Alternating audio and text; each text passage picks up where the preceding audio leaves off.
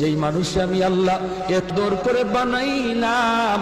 আসমান আল্লাহ বানাইছেন কুন ফায়াকুন বইলা, ফেরেশতা আল্লাহ বানাইছেন কুন ফায়াকুন বইলা, জমিন আল্লাহ বানাইছেন কুন ফায়াকুন বইলা।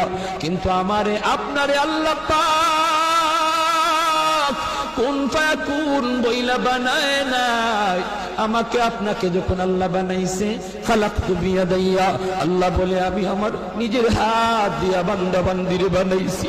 কারণ এই চেহারার মধ্যে এত দামি কপাল, ওই কপাল দিয়া বান্দা আমার কুদরতি কদমে সাজদা দিবে। এই কপালটার এত দাম, এই কপাল কুন ফায়াকুন বললে হয় না, এই কপাল ফেরেশতাদের হাতে বানাইলেও হয় না, আমি আল্লাহ নিজের হাতে বানাইছি।